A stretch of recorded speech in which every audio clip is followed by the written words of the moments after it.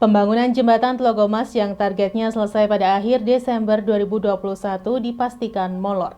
Molornya pembangunan jembatan tersebut membuat Pemkot Malang menjatuhkan sanksi kepada pihak pengembang sebanyak Rp43 juta per harinya. Wali Kota Malang Sutiaji yang didampingi Sekda dan Kepala Dinas PU melakukan inspeksi mendadak atau sidak di proyek jembatan Tlogomas. Dalam sidak tersebut, Wali Kota melihat proses pembangunan proyek jembatan yang menghubungkan wilayah Tlogomas dan Tunggul Wulung Kota Malang. Wali Kota juga menemukan proyek jembatan Tlogomas yang target awal selesai pada akhir Desember 2021 dipastikan molor. Wali Kota mengatakan bahwa dari kajian proyek jembatan dipastikan molor dikarenakan dampak banjir bandang beberapa waktu lalu. Karena molor untuk Pemkot memberikan tambahan waktu sebanyak 50 hari ke depan untuk penyelesaian proyek tersebut. Penambahan 50 hari ke depan ini, Pemkot juga memberikan sanksi kepada pihak pengembang proyek. Sanksi yang diberikan yakni sanksi denda sebanyak Rp43 juta per hari. Pembangunan jembatan Tlogomas diharapkan nantinya dapat mengurai kepadatan arus lalu lintas di Jalan MT Haryono, Kota Malang. Ini memang sudah kita kaji ya, dan kita udah dengan BPK. BPK bahwa ada karena alam kemarin, jadi ada banjir bandang itu yang sehingga banyak satu tingkat kesulitan dan yang kedua banyak alat-alat yang memang kemarin ikut terdampak dengan banjir itu sehingga mengalami mengalami pengunduran. Jadi ada wan prestasi berarti ya? Bukan ya istilahnya? Bukan. Jadi ada mengalami pengunduran bukan wan prestasi. Dan sudah dilakukan ya, kena ada penambahan jumlah hari ya, pemberian kesempatan sampai 50 hari kan ada. 50 itu kena denda, jadi bukan berarti tidak, jadi karena terlambat maka kena denda. Di dalam aturannya kena berapa persen? 1/mil dari nilai. Berapa Pak itu Pak nilainya?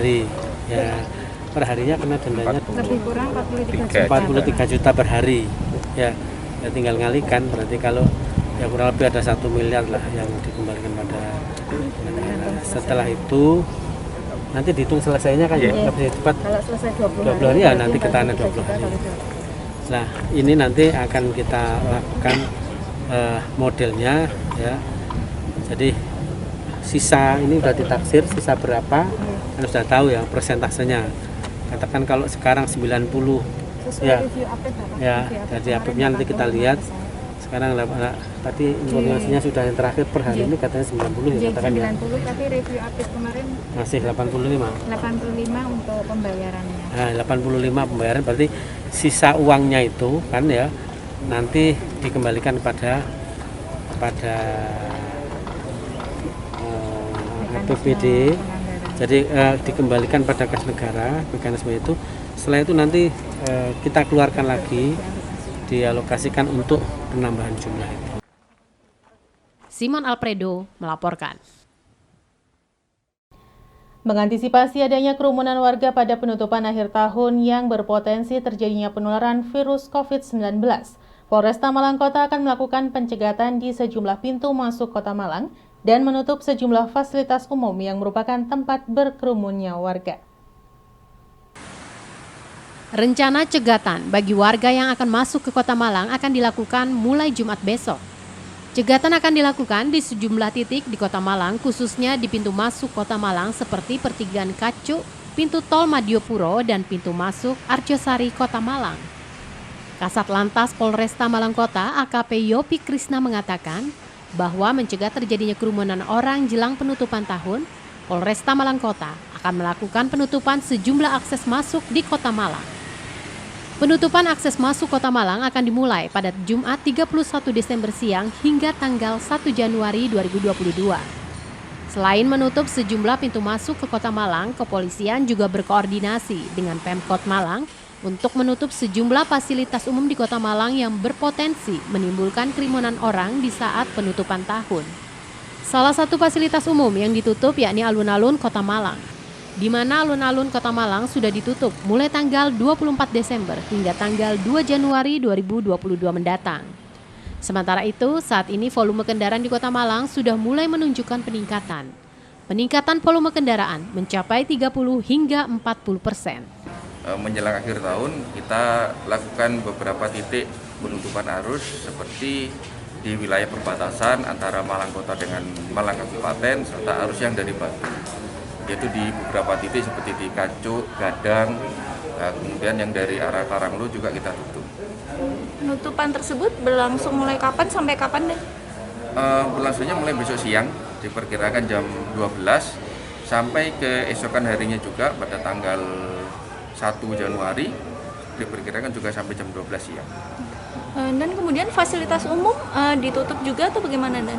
Nah, Seperti kemarin alun-alun. koordinasi dengan pemerintah kota, jadi untuk alun-alun memang ditutup, tidak ada yang boleh masuk ke wilayah alun-alun. Dan melihat dari tahun-tahun sebelumnya kan jelang tahun baru volume kendaraan naik. Saat ini seperti apa dan kondisinya Kota Malang? Ya, untuk tahun kemarin naik, alhamdulillah juga tahun ini juga naik, namun masih dapat kita atasi ya di beberapa titik, yaitu di Jalan Ahmad Yani, PDAM Lama, gitu. Jadi dengan kenaikan tersebut maka kita memberikan prioritas arus yang macet, arus yang ramai, kita traffic light kita dahulukan, seperti lampu hijaunya kita lebih lamakan. Simon Alfredo melaporkan. PT Kereta Api Indonesia Daup 8 Surabaya mengoperasikan 33 kereta api jarak jauh dan 52 kereta api lokal selama angkutan Nataru. Penambahan pengoperasian kereta api ini sebagai bentuk peningkatan layanan kepada masyarakat selama angkutan Natal dan Tahun Baru atau Nataru. 33 kereta api dengan perjalanan jarak jauh dan 52 kereta api dengan rute perjalanan jarak lokal dioperasikan oleh PT Kereta Api Indonesia atau KAI Daerah Operasi atau DAOP 8 Surabaya selama angkutan Nataru. 33 kereta api jarak jauh dan 52 kereta api jarak lokal ini dioperasikan mulai 17 Desember lalu hingga 4 Januari 2022 mendatang. Lukman Arif, Manajer Humas PT KAI DAOP 8 Surabaya mengatakan bahwa selama angkutan Nataru, PT KAI DAOP 8 Surabaya mengoperasikan 1.630 perjalanan kereta api. Dari 1.630 perjalanan tersebut, 678 perjalanan untuk kereta api jarak jauh atau 33 kereta api jarak jauh dan 988 perjalanan kereta api jarak lokal atau 52 kereta. Dari 33 kereta api jarak jauh, PT KAI DAOP 8 Surabaya menyediakan 15.000 tiket.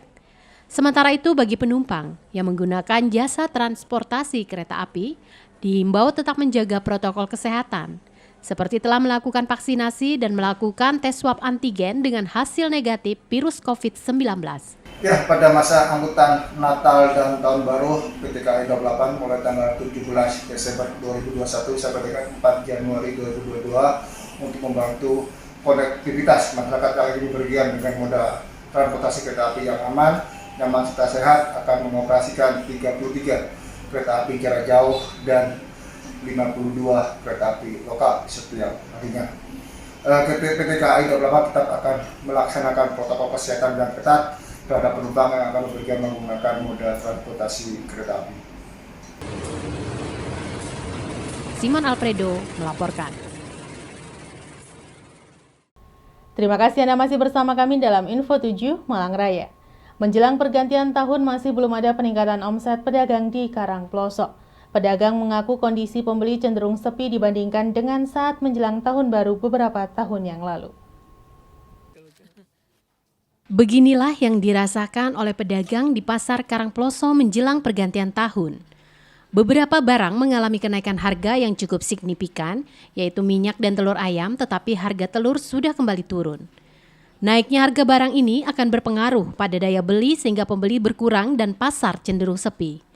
Masih belum membaik sepenuhnya perekonomian sangat dirasakan oleh para pedagang karena banyak pembeli dan pelanggan yang masih belum beraktivitas normal. Seperti pedagang kaki lima di sektor kuliner sehingga berpengaruh pada pendapatan. Tidak hanya itu, pedagang bumbu dan sayur eceran di Pasar Karangploso juga mengaku masih belum ada kenaikan jumlah pembeli, padahal harga sebagian besar masih relatif stabil. Menurut salah seorang pedagang menjelaskan, sampai saat ini masih belum terjadi peningkatan jumlah pembeli dan pasar terlihat landai seperti hari biasa. Di area pasar terlihat tidak terjadi kepadatan pengunjung pasar, padahal pergantian tahun sudah tinggal menghitung hari. Para pedagang berharap harga kebutuhan bisa stabil sehingga pembeli bisa kembali ramai. Gimana untuk harga-harga kebutuhan pokok sekarang saat ini, Bu? Harga semua naik, minyak melambung tinggi. Minyak berapa sekarang? Ya, minyak itu dari pokoknya itu sudah 28. Per apa itu? Per kilo? Per 2 liter. Per 2 liter berapa sekarang? 39. 39, Bu ya. Untuk yang telur sendiri, Bu, gimana? Telur 27. Di tingkat pengecer berarti. Iya. Bukan. Bu pengecer. Kalau dari pokok 25. 25. Itu sudah harga naik apa turun? Kemarin kemarin naik 27 kemarin. berapa hari yang lalu naiknya, Bu? Kemarin itu, Bu ya. Iya. Bu, apalagi yang naik-naik kebutuhan pokok lainnya? Beras enggak, Bu ya? Beras naik. Naik sekali lagi? ya. Kalau yang bulan itu sekarang dari pokok itu Ya? 250 Sekarung. 25 itu. Jenis apa itu? Jenis bagus. Bulan. Oh, jenis bulan, Bu ya. Kalau yang 5 kilo udah 53. Tapi ini kalau setelah tahun baru kira-kira harga turun? Ya, mudah-mudahan aja. Turun, Bu ya. Iya. Bu, kalau sudah harga naik ini gimana? Penjualan banyak apa enggak? Kayak telur ini? Ya cukup lumayan masih gitu. Kan biasanya kalau harga terlalu tinggi itu kan biasanya Iya. pembeli juga Pembeli yang jual-jualan itu Iya. yang itu. Pembeli kan biasanya berkurang ya, malas juga kalau Yang jualan yang itu loh, apa kaki 5 itu loh, Iya, sama iya. semua. sambat semua, Iya. Bu ya. Iwan Hikmawan melaporkan. Diduga akibat turunnya permintaan pasar dan melimpahnya sayuran di tingkat petani berdampak pada turunnya harga sebagian besar komoditas sayuran. Diduga turunnya permintaan pasar dan melimpahnya sayuran di tingkat petani berdampak pada turunnya harga sebagian besar komoditas sayuran. Kondisi ini dikhawatirkan banyak pihak karena akan merugikan para petani sayur, terlebih seringkali sayuran didatangkan dari luar kota ketika harga sedang membaik.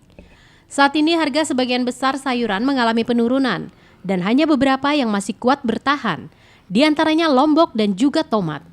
Menurut salah seorang petani di kawasan Bocek menjelaskan, menjelang tahun baru tahun ini sangat berbeda jauh dengan beberapa tahun yang lalu, di mana harga biasanya akan melonjak, tetapi saat ini malah sebaliknya.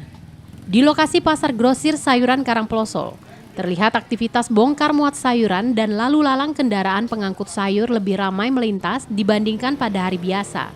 Dan area pasar sayur penuh kendaraan. Sementara untuk harga eceran sayur banyak yang mengalami kenaikan. Salah satunya adalah jagung. Kalau saat ini kayaknya semuanya turun, yang naik hanya yang bertahan harganya hanya cabai. Cabai berapa tomat. sekarang, Pak, cabai? Cabai sekarang 80-an, Pak, ya. Dari petani ya. Terus yang tomat, Pak? Kalau tomat 8.000. 8.000. Oh, sudah termasuk harga bagus, Iya, Pak ya. iya, bagus. Untuk yang lain, Pak? Ya seledri gimana sekarang? Seledri udah turun sekarang 6.000 dari petani. Ya, petani pernah kemarin sempat di sempat di 15.000 ya. Iya, sampai 15.000. Apalagi sekarang, Pak, yang turun lagi? Kalau udah semua tuh apa sawi udah turun semuanya. Turun semua, Pak ya. Udah Mungkin Pak karena ya, mungkin melonjak hasil panen masih banyak mungkin ya. Iya mungkin ya, karena tahun baru kan sekarang nggak bebas, nggak seperti dulu gitu loh. Ya, sekarang kan masih ada pandemi ini, mungkin ada batasan-batasan gitu. Iwan Hikmawan melaporkan. Terima kasih Anda masih bersama kami dalam Info 7 Malang Raya. Sebagai bentuk apresiasi dan penghargaan kepada para peserta didik setelah mengikuti pembelajaran 1 semester, kelompok bermain dan TK Algoniah tahun 2021-2022 dilakukan kegiatan pasar kreatif dan unjuk talent. Aku berani, aku hebat. Kamis 30 Desember 2021 bertempat di KBTK Algoniah, Jalan Nusa Indah, Lowaru, Kota Malang. Kegiatan pasar kreatif dan unjuk talent siswa kelompok belajar dan TK Algoniah Kota Malang dihadiri langsung oleh Kepala Sekolah Sadia Mewar SPD MSI beserta jajaran pengajar, para siswa beserta wali siswa. Acara diawali dengan menyanyikan lagu Mars Algoniah dan doa yang dipandu oleh guru pengajar dan dilanjutkan dengan sambutan Kepala Sekolah Sadia Mewar SPD MSI. Dalam sambutannya, beliau menjelaskan kegiatan ini sebagai bentuk apresiasi dan penghargaan kepada peserta didik dan orang tua yang telah berjasa mendampingi dan mendidik peserta didik mulai kecil hingga dewasa, serta berterima kasih atas dukungan dan kerjasama selama ini. Acara dilanjutkan dengan kegiatan mencuci kaki orang tua, ayah dan ibu oleh para peserta didik. Pada kegiatan ini terlihat orang tua dan para peserta didik berlinang air mata. Pada kegiatan ini juga menampilkan unjuk talent para peserta didik, diantaranya membaca hafalan surat, membaca sholawat dan gerak lagu Tralala Trilili. Menurut Kepala Sekolah Sadia Mewar SPD MSI menjelaskan, semua kegiatan yang dilaksanakan di KBTK Algonia tetap menerapkan protokol kesehatan, sehingga tujuan kegiatan bisa tercapai dengan baik dan tetap mematuhi anjuran pemerintah tentang protokol kesehatan. Di lokasi terlihat aktivitas dan kegiatan di pasar kreativitas, di mana hasil karya peserta didik dibeli oleh orang tua masing-masing sebagai bentuk apresiasi kepada peserta didik yang telah menghasilkan suatu karya. Alhamdulillahirrabbilalamin, hari ini kelompok bermain dan TK Algonia memberikan sebuah apresiasi buat peserta didik Algonia yang telah 1 semester melaksanakan kegiatan pembelajaran tahun 2021-2022. Nah, kegiatan pagi ini adalah apresiasi tidak hanya buat peserta didiknya tapi juga buat orang tua. Kegiatan kita hari ini pertama akan didahului dengan kegiatan festival membasuh telapak kaki ibu, di mana kegiatan ini adalah sebuah apresiasi pada ibunda tercinta di bulan Desember ini dengan melaksanakan festival membasuh telapak kaki ibu. Nah, kegiatan dilanjutkan dengan unjuk talent ya, atau unjuk kebolehan anak-anak hebat, anak berani yang telah 1 semester melaksanakan kegiatan pembelajaran, menunjukkan kemampuannya di depan orang tua mereka dengan atraksi-atraksi yang menarik tentunya. Kegiatan selanjutnya adalah kegiatan pasar kreativitas. Nah, pada kegiatan pasar kreativitas ini kami memberikan kesempatan pada anak-anak untuk berinteraksi dengan orang tuanya guna membangun jiwa entrepreneurship peserta didik. Nantinya orang tua akan bertransaksi jual beli dengan putra-putrinya untuk putra-putrinya menawarkan hasil karya mereka dan orang tua berkenan membeli dan memberikan apresiasi bagi anaknya sendiri. Nah, untuk pembelajaran di Algonia selama pandemi ini kita tetap mengacu pada SKB 4 Menteri dan tentunya ketentuan daerah dilaksanakan secara terbatas. Setiap peserta didik kita beri kesempatan 3-4 kali tatap muka terbatas di sekolah dalam sepekan. Sehingga insya Allah dengan frekuensi dan durasi waktu yang tidak bisa penuh tetapi tetap termaksimalkan perkembangan anak semua. Harapan ke depan buat kondisi saat ini kita tetap bisa melaksanakan pembelajaran tatap muka terbatas yang tentunya perlu kerjasama dengan orang tua untuk tetap menerapkan protokol kesehatan dan tetap bisa bekerja sama memberikan stimulasi di sekolah ataupun di rumah untuk mengoptimalkan perkembangan anak didik kita. Iwan Hikmawan melaporkan.